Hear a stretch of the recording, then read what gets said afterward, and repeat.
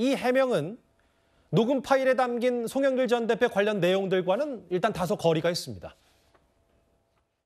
얘기를 했어, 내가. 누구한테? 영길이 형한테. 강내구 감사님은 지난 총선 때 출마를 포기하고 소장공사 감사가 되셨기 때문에 저의 전당대회 때는 캠프에 참석을 할 수 있는 신분과 위치가 아니었다. 영길이 형이 어디서 이제 구했는지 그런 건 모르겠지만 많이 처리를 많이 했더라고. 밤에 전화 가지고 나한테 욕을 욕이란 다 퍼부어가지고 내가 잠을 설치면서 그래서 와서 이 총선 무대를 만들어놨어. 백업하는 그 군단을 내가 하여튼 오늘부터 만들게. 뭐든 다 의논하고. 여전히 잘 모르는 사안이라고 이해하는 거예요. 그때 3명의 후보님이 나왔는데 3명의 후보가 30분 단위로 정신없이 뛰어다닐 때였습니다. 후보가 그런 캠프의 일을 일일이 챙기기가 어려웠던 사정을 말씀드립니다. 윤관석 의원님이라든가 이제 이성만 의원님으로부터 관련해서 보고받으신 기억 전혀 없으실까요? 네, 그렇습니다.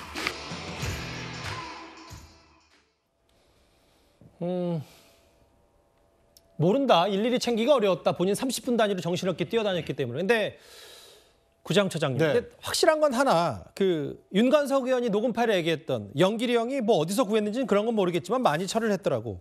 강내구 감사가 한 얘기.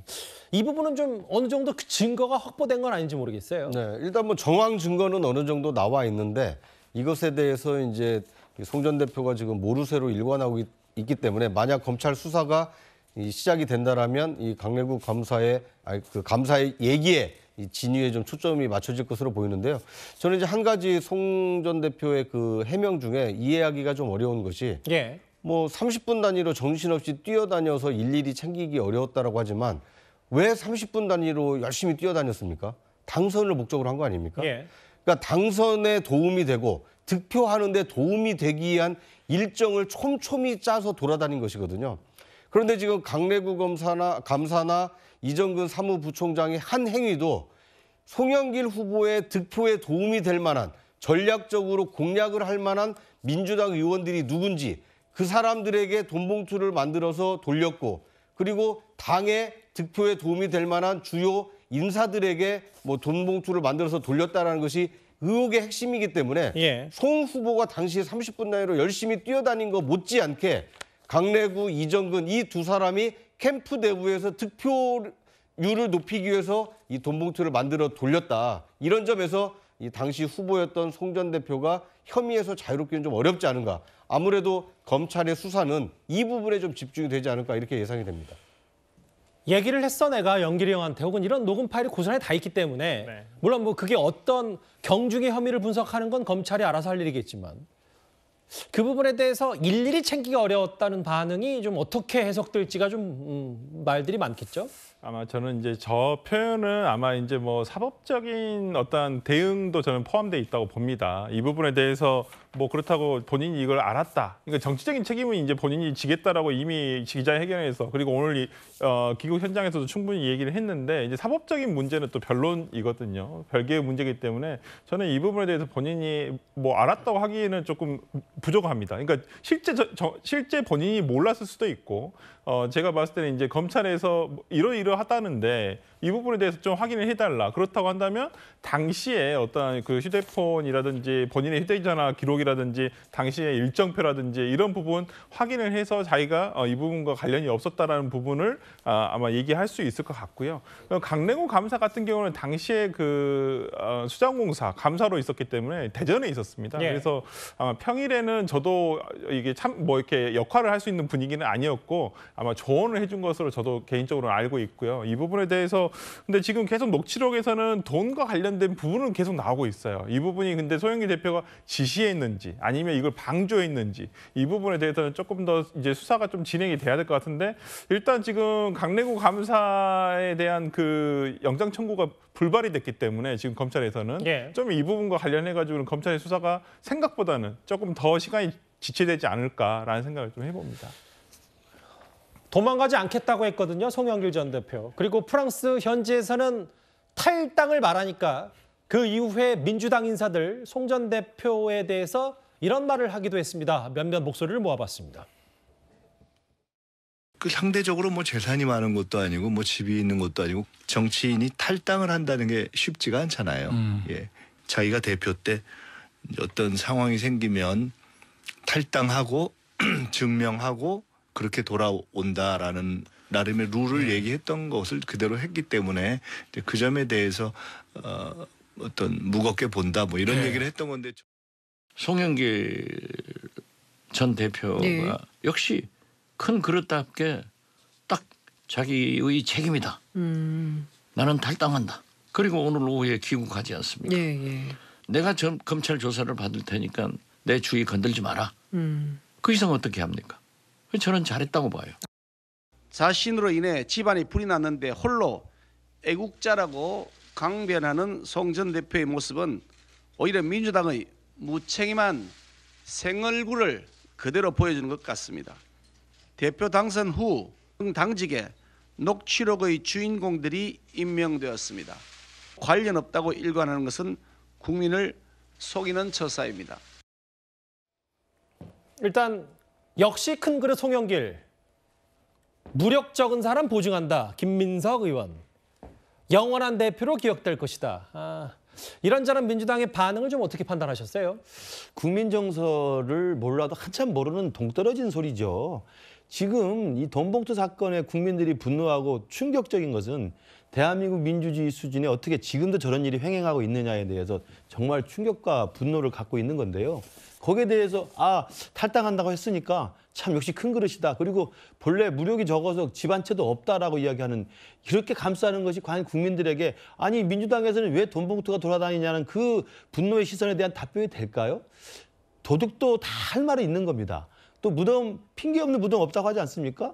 그런 이야기 가지고 지금 큰 본질은 지금 회피한 채로 그 송영길 대표가 뭐 집이 없다 아니면 선당우사했다 이렇게 지금 칭찬할 일이 아니라는 것을 누구보다도 잘 알 겁니다. 저는 저런 이야기를 하는 민주당의 분위기가 아까 제가 말씀드린 것처럼 민주당 전체의 지배적인 문화가 돼버린 것 같아요. 우리는 무조건 이건 잘못이 드러나더라도 이건 검찰이 기획한 것이고 탄압이다라고 하면서 일단 모르쇠를 일관하고 발뺌하는 게 기본적인 공통점이 돼 있는 것이고 그다음에 지금 돈봉투 사건이랑 20명, 30명, 40명 많게는 원외유자까지 하면 80명 이하까지 나오지 않습니까? 그것이 만약에 연루됐다고 한다면 전체 그 구성원들에게 사실 확산되어 있다고 볼 수가 있는 거죠. 그러면 누가 누구에게 돌을 던지겠습니까? 그러니까 그냥 공범의식으로 서로 감싸고 도는 거라고 볼 수밖에 없어요. 저는 그런 맥락에서 저런 이야기가 나왔다고 이해하지 않고는 도저히 저게 납득이 안 되는 이야기들이고 더 중요한 거 이재명 대표에 대해서 왜 똑같은 그러면 저 칭찬을 위해서 요구하지 않나요? 박지원 대표가 뭐 탈당한 게 얼마나 큰일이냐. 또 김민석 의장도 탈당한 게 큰일이다. 그러면 그 똑같은 큰일을 왜 이재명 대표한테는 요구하지 않습니까? 이재명 대표 훨씬 범죄 혐의가 중하고 이미 기소가 돼 있고 측근들이 구속이 돼 있고 이미 재판을 받고 있는데도 탈당이라는 신용이라도 해야 되는 거 아닙니까? 이재명 대표의 똑같은 기준을 다해서 이재명 대표 칭찬해 줄 필요가 있으려면은 저는 민주당의 전체적으로 지금 잘못된 문화가 독버섯처럼 확산되고 있다고 생각합니다. 그러니까 잠시만요. 그러니까 김기식 교수 말씀은 대장동 의혹과 혹은 뭐 돈봉투 의혹이 뭐 어떤 게 더 중한지 안 중한지는 각자가 다 판단할 수 있지만 근데 확실한 건 이재명 대표는 이미 재판에 넘겨졌는데 근데 탈당도 안 하는데 송 전 대표는 뭐 아직 검찰의 소환조사보자 받지 못한 상태에서도 탈당을 한 거 아닙니까? 탈당을 한 거니까 이건 이재명 대표와 잣대가 너무 다르다. 다르죠. 정치적 책임을 진다고 했단 말입니다. 그러면 송영길 대표의 워딩을 그대로 이재명 대표 적용하면 어떻게 됩니까? 탈당을 했어도 수십 번을 했어야 되는 거죠. 특히 오늘 김민석 의원이 본인 스스로 얘기했어요. 그러니까 이게 좀 논란이 있으니까 라디오 방송에 나와서 뭐 집 없는 뭐 이런 걸 꼭 얘기하자는 게 아니라 그만큼 뭐 송 전 대표의 그 결단을 높이 평가한다.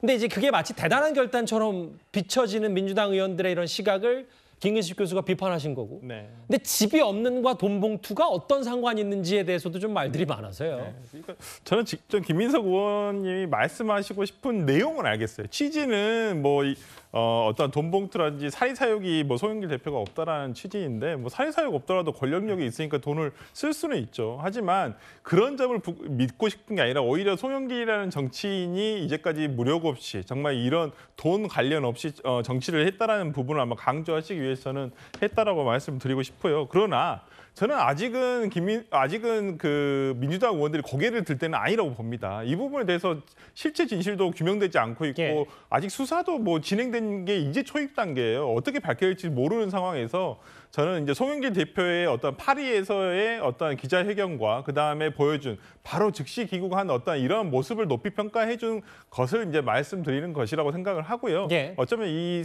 사법적인 실체 진실의 규명은 이제부터 시작이기 때문에 저는 아직 민주당 의원들이 아직까지 이걸 그냥 무턱대고 비호한다거나 고개를 들 때는 아니라고 봅니다. 그렇지만은 저는 한 가지 국민의힘 저는 김기현 대표가 저렇게 비난을 하시니까 저는 대놓고 한번 물타기 한번 해보겠습니다. 예. 저도 김연아 의원이라든지 박순자 의원 같은 경우에도 전 예. 의원 같은 경우에도 지금 공천과 관련해서 돈 봉투를 받았다는 혐의로 경찰에서 수사가 되고 있어요. 물론 예. 김연아 의원은 자신은 아니라고 합니다만은 알겠습니다. 예. 이 부분에 대해서도 국민의힘에서는 어떤 언급 자체는 있어야 되지 않을까 싶습니다. 조금 성격이 급하셨어요. 왜냐하면 이후에 바로 저희가 준비가 되어 있는데. 네네네. 무슨 말인지 알겠습니다. 네. 당시에도 그 주제 나오면 다시 한번 여쭤볼게요. 네.